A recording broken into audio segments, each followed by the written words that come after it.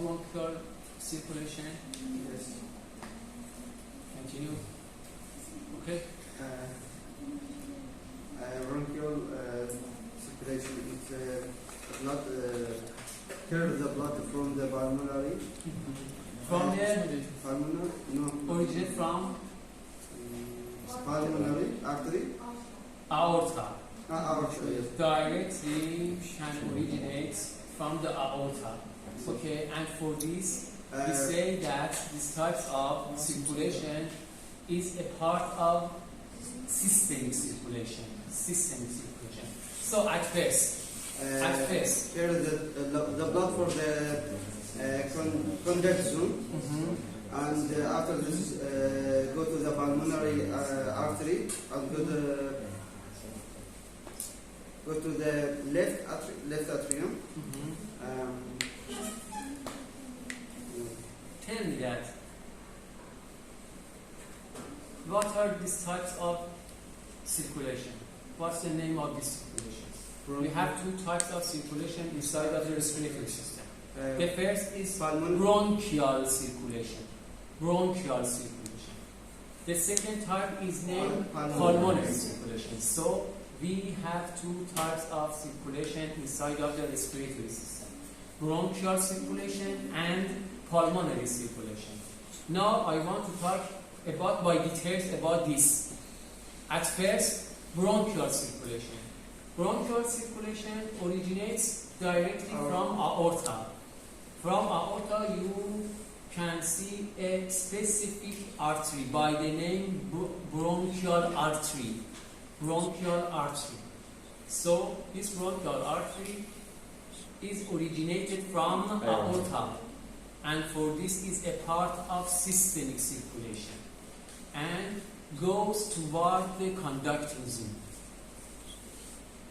These types of circulation or bronchial circulation goes toward the conducting zone and can perfuse the conducting zone. What's the meaning of perfusion? Means that by specific capillary can deliver the oxygen and can take the carbon dioxide. After this, you can see that the blood inside of the bronchial artery is converted to the venous blood. Means that inside of the bronchial artery we have arterial blood. What is the arterial blood? In arterial blood we have high amount of oxygen and low amount of carbon dioxide. When goes toward the conducting zone, the oxygen is delivered to conducting zone and the carbon dioxide take. And by this we say that after we reach to venous or the bronchial vein, in bronchial vein we have not the same arterial blood, we have a venous blood. In venous blood, the amount of carbon dioxide is very high and the amount of oxygen is very low. But this venous blood empty into the pulmonary circulation again. And here we have a specific phenomenon by the name of anatomic shunt.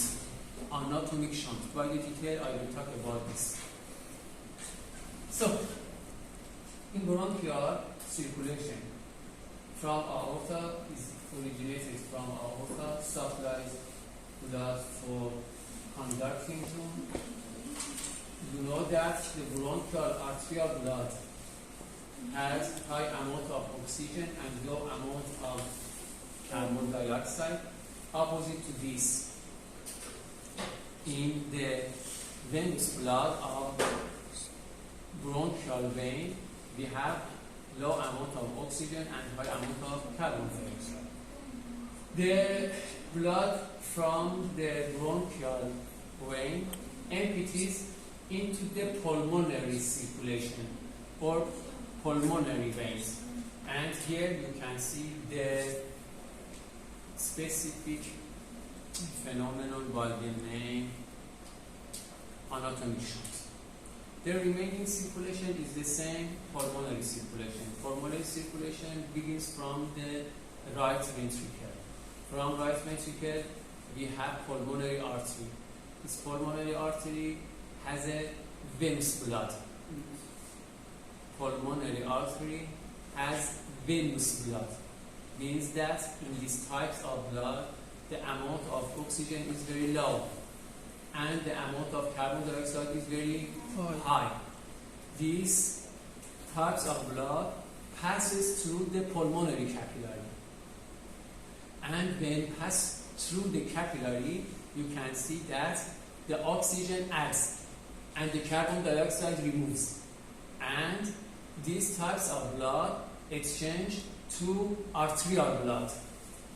But this arterial blood should back to the left atrium by specific pulmonary veins. So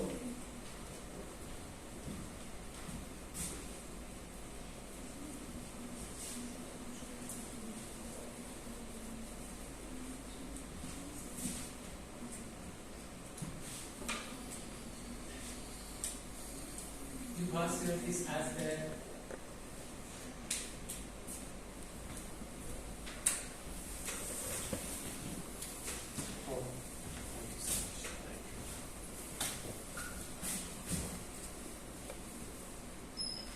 aorta. Now aorta, you can see bronchial artery. Okay. Inside of bronchial artery, we have arterial blood. In arterial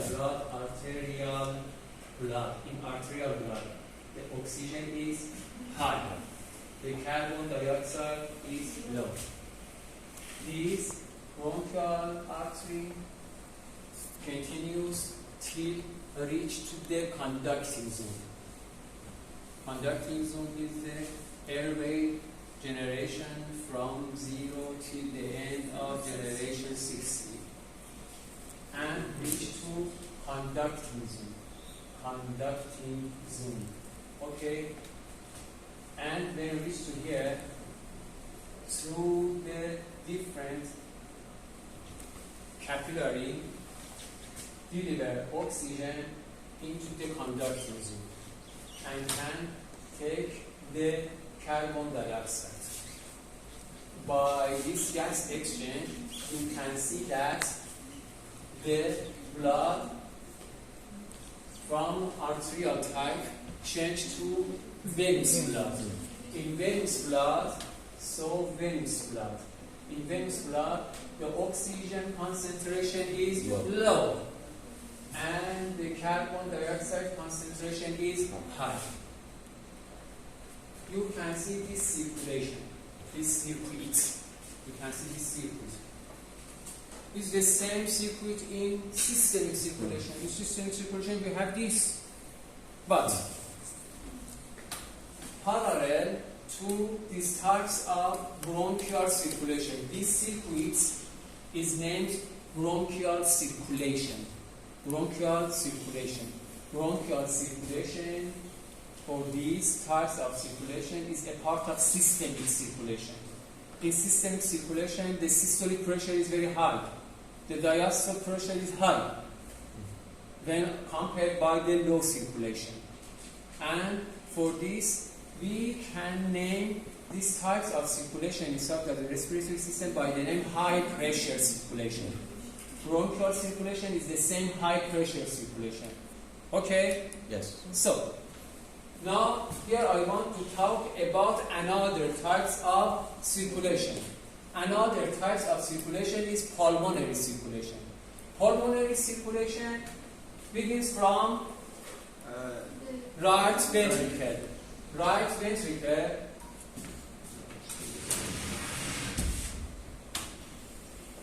Right ventricle. Consider this right ventricle. Pulmonary vein. here we have pulmonary artery. Pulmonary artery. In pulmonary artery, we have which types of blood? Venous blood. Venous blood. So this is a part of pulmonary artery. In pulmonary artery, we have venous blood. In venous blood, the oxygen is low and carbon dioxide is high, and continues till reach to the lungs. And by pulmonary capillary, you can see that can take the oxygen and can remove the carbon dioxide. And here you can see that this venous blood is changed to the specific artery blood. But the name of this vessel is pulmonary vein. Pulmonary vein. Pulmonary vein. In pulmonary vein, we have arterial blood. In pulmonary artery, we have venous blood. Opposite to this. Opposite to bronchial circulation. In bronchial artery, we have arterial blood. In bronchial vein, we have venous blood. But here is opposite. In pulmonary artery, we have venous blood. In pulmonary vein, we have arterial blood. Means that here the oxygen is high, the carbon dioxide is low. But you should know that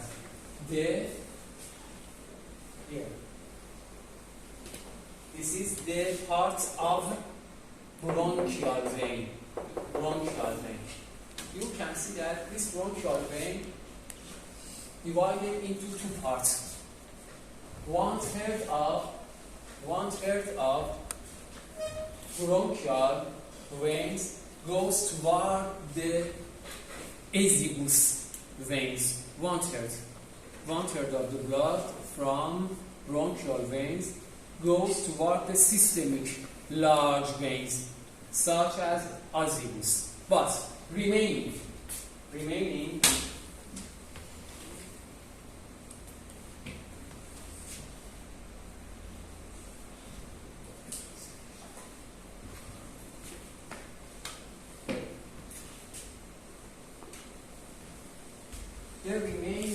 of the venous blood. Bronchial vein. How much? Two-thirds. Two-thirds of blood goes toward the pulmonary vein. And here you can see the connection between the pulmonary vein. This is the pulmonary vein. And this is a part of bronchial vein. You can see that two-thirds of the blood inside of the bronchial vein empties into the pulmonary veins. This phenomenon is named anatomic shunt. Anatomic shunt. Or here we have two types of vein. Pulmonary vein. Inside of pulmonary vein we have arterial blood. Another vein is the bronchial vein. In bronchial vein we have venous blood. We have two types of venous blood. Arterial blood and venous blood. And here we have admixture. And for this we name this phenomenon anatomical shunt or venous admixtures. Because here we have two different types of venous. Okay? So, what happened? By this anatomic shunt, you can see that the amount of oxygen inside a pulmonary vein decreases. At first, the oxygen pressure is 104. But after this connection, after this anastomose, after this shunt, you can see that the oxygen pressure from 104 decreases to 95. 9 millimeters of mercury, the oxygen pressure decreases. And for this phenomenon is named anatomical shunt. Okay? We should know the value of the pressure or not important? Not important to carbon dioxide pressure. Carbon dioxide pressure is not changed. Oxygen pressure briefly decreases and reach to 95 millimeter of mercury. But the pulmonary circulation is the same, low pressure. By detail, I will talk about this. You will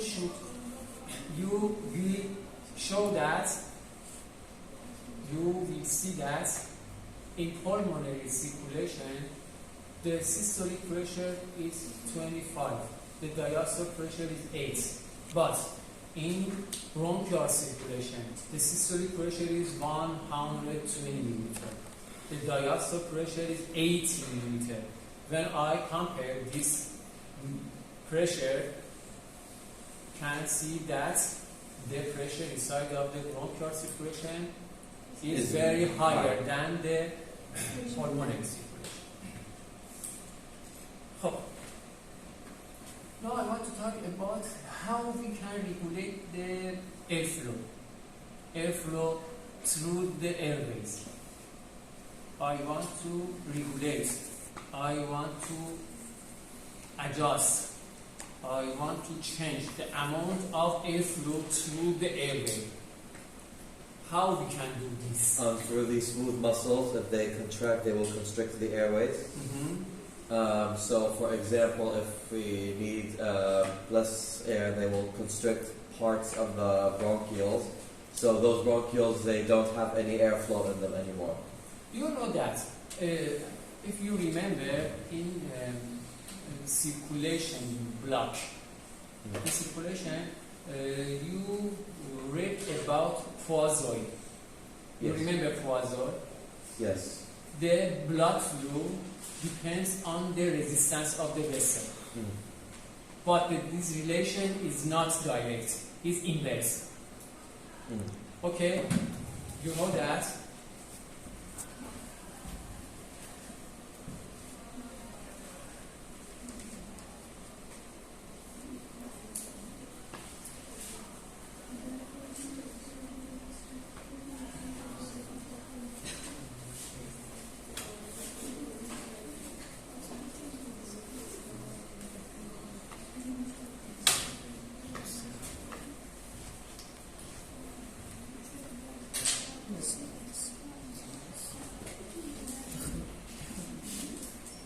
The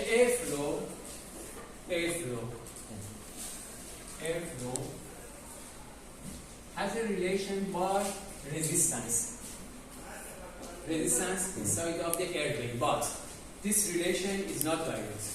Inversely by the full power of the resistance. Excuse me. The relation between the flow and the resistance is this. Okay, but you know that the resistance itself has a relation by the radius or diameter of the airway. Okay, but means that when I show the radius by small r by fourth power of the radius, means that when the radius or diameter of the airway increases two times, what happens on the resistance of this airway? The diameter increases 2 times, means that the resistance decreases 1/16. And what happens on the airflow? The airflow increases how much? 16 times. Opposite to this, what happens? If the airway diameter decreases to half, the diameter from, for example, 1 decreases to half, what happens? When it decreases to half, the resistance increases 16 times. When the resistance increases 16 times, what happens on the flow? the flow decreases. How much? 16 times decreases. 16 times decreases. Okay. Similar formula before you saw in blood circulation blood. Okay. So here we have the same condition. Means that we can control and regulate the airflow inside of the airway, inside of the tract, by any changes on resistance. Means that how we can change the resistance? By change in diameter. By change in the diameter, we can change the resistance. By change in resistance, we can change the airflow. Briefly is this.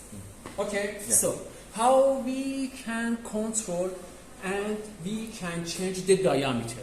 For change of the diameter or the resistance or the blood or the airflow, we have two important mechanisms.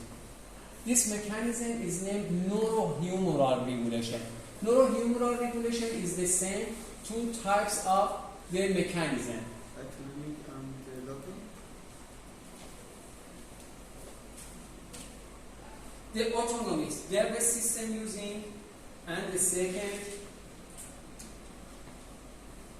autonomic and the local control. So we can control, we can change the resistance of the airway using two instruments. The first instrument is the same autonomic nervous system. The second instrument is the local activation. Now I want to talk about autonomic nervous system. In autonomic nervous system, you know that we have two important parts. Autonomic nervous system. We have two important parts inside of the autonomic system. Sympathetic nervous system and parasympathetic nervous system. Sympathetic and parasympathetic.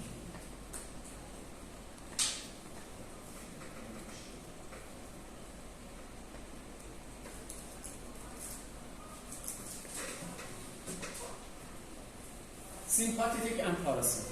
But you should know that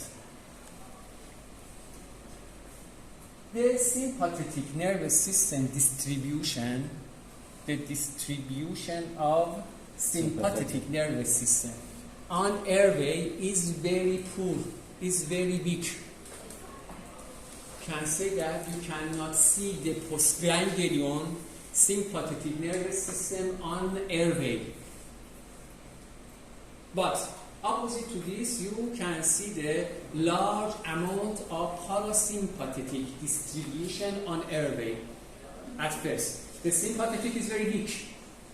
The distribution of sympathetic nervous system is poor. Opposite to this, for parasympathetic is very high. Okay, but we have question here. How by activation of sympathetic system we have decreasing in resistance? We have not distribution of sympathetic nervous system, but opposite to this, when I activate and stimulate the sympathetic nervous system, I see that the diameter increases and the resistance decreases and the airflow increases. And here we have paradox. Here you see a paradoxical. Okay, we have not sympathetic nervous system, but by activation. You should know that.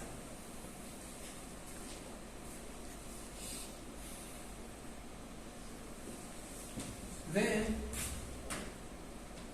sympathetic nervous system activates,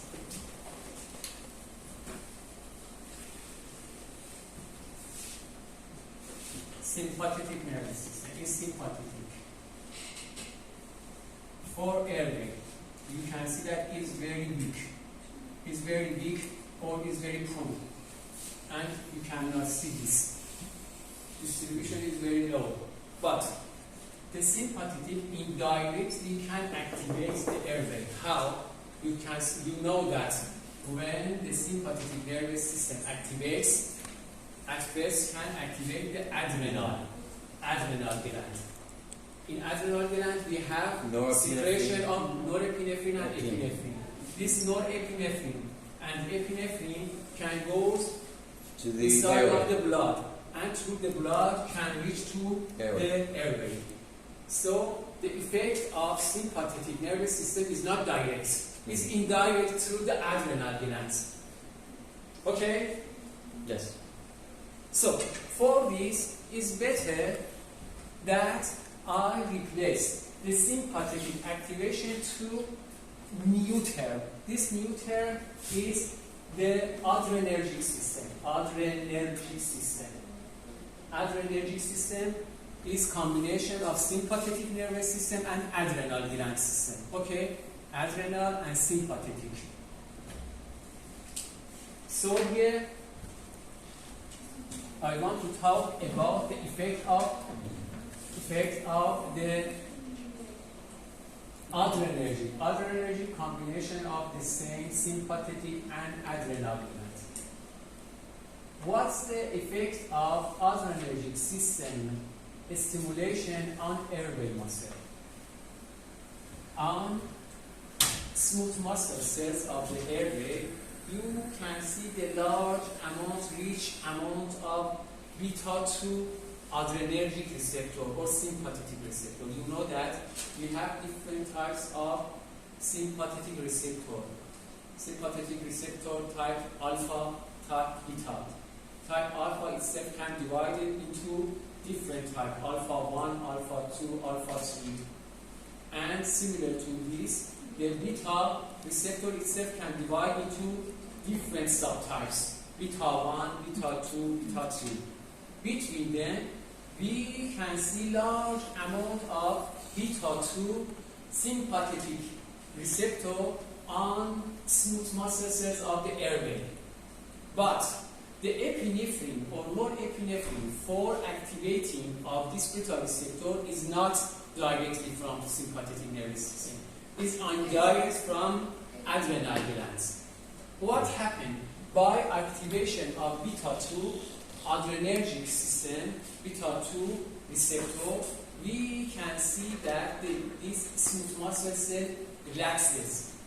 What happened by relaxation of smooth muscle cell? The diameter increases. Of the airway increases. The diameter of the airway increases. So this effect is named bronchodilation. Bronchodilation means that the diameter of the airway increases. Bronchodilation. What's the effect of adrenergic system on the vessel? Vasoconstriction. Depends on the type of receptor. You know that when the sympathetic nervous system activation leads to alpha receptor activation, by alpha receptor can lead to vasoconstriction. Vasoconstriction means that the diameter of the vessels decreases. What happened on the secretion? You know that we have mucus secretion inside of the respiratory system. What happened? By activation of adrenergic system. Depends on the, again, type of receptor. If we have activation of beta receptor, we can see that the secretion of mucus increases. When the alpha, by alpha, we can see that the secretion and production of the mucus decreases. Okay? I think that is enough for this session. Okay? If you agree with me, we have a short rest. Thank you. The time is 10 to 10. And if you agree 10 and 15, 10 and 15. 15 minutes? 10 and 15 minutes. 10 and 15 minutes. Okay. Thank you. All right. Thank you. Who is your representative? You are. Possible, please.